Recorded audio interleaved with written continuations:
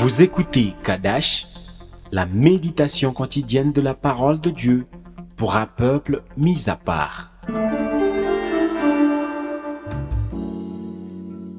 Shalom, bien-aimé en Christ, je bénis l'Éternel Dieu pour ta vie d'aujourd'hui. Cet audio est la deuxième partie de l'enseignement La bataille invisible. Dans la première partie, j'ai décrit les deux mondes qui existent. Et aujourd'hui, j'aimerais te dire qu'il existe des royaumes. Il y a les royaumes naturels. Tous les hommes vivent dans un royaume naturel de ce monde. Le pays est un royaume du monde, par exemple. Dans le monde naturel, spirituel, il existe des royaumes séparés qui sont gouvernés par des dirigeants naturels et spirituels. Alors, un royaume naturel est un territoire où un groupe de peuples y vit et est gouverné par un roi ou un dirigeant politique comme autorité.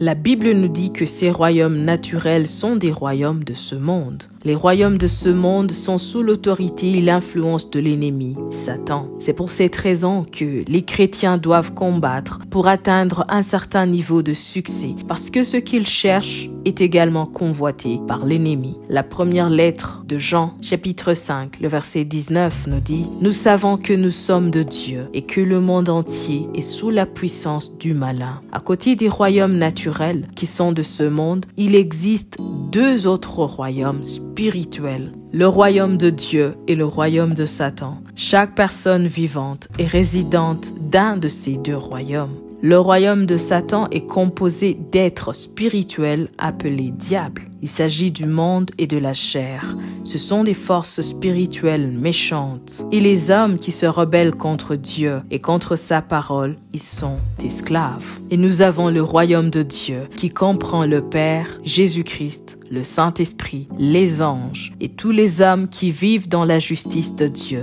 Ce sont les bonnes forces spirituelles. Alors, bien-aimés en Christ, la bataille invisible est un combat spirituel. Ce n'est pas une lutte naturelle entre la chair et le sang. Ce n'est pas une lutte de l'homme contre l'homme. C'est un combat spirituel qui est premièrement une lutte entre le croyant et le monde. Dans Jean chapitre 15, le verset 18 à 19, Jésus déclare « Si le monde vous hait, sachez qu'il m'a haï avant vous. Si vous étiez du monde, le monde aimerait ce qui est à lui. Mais parce que vous n'êtes pas du monde et que je vous ai choisi du milieu du monde, à cause de cela, le monde vous hait. » Nous comprenons ici qu'il s'agit d'une lutte entre le croyant et le monde. Le combat spirituel est deuxièmement une lutte personnelle entre la chair et l'esprit. Galates chapitre 5, le verset 17 nous dit « Car la chair a des désirs contraires à ceux de l'esprit, et l'esprit en a de contraires à ceux de la chair. Ils sont opposés entre eux, afin que vous ne fassiez point ce que vous voudriez. » Troisièmement, le combat spirituel est une lutte surnaturelle entre le croyant et les pouvoirs surnaturels très méchants. Éphésiens chapitre 6, le verset 12 dit que c'est une lutte contre les dominations, contre les autorités, contre les princes de ce monde de ténèbres, contre les esprits méchants dans les lieux célestes. Alors, bien-aimé en Christ, sache que tout être vivant est engagé dans ce combat, même si on ne le perçoit pas. Il n'y a pas de parti neutre. Les non-croyants sont en liaison avec l'ennemi, le diable. Ils sont ses prisonniers. Et les croyants sont ceux qui ont été libérés par Jésus-Christ. Ils sont vainqueurs, mais ils doivent continuer de lutter contre l'ennemi. C'est une bataille invisible. C'est un combat quotidien. Parce que l'ennemi combattra pour maintenir sa domination sur le royaume de ce monde, car il ne veut pas que ce royaume soit sous l'autorité de Dieu.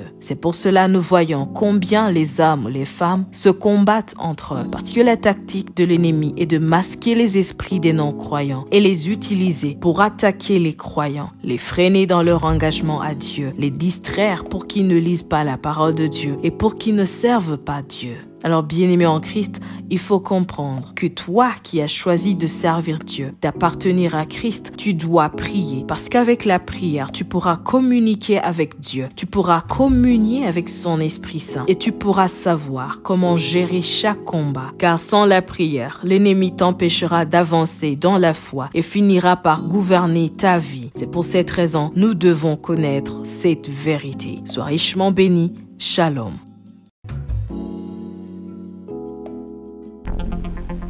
Vous écoutiez Kadash, présenté par Marie-Claire. À bientôt.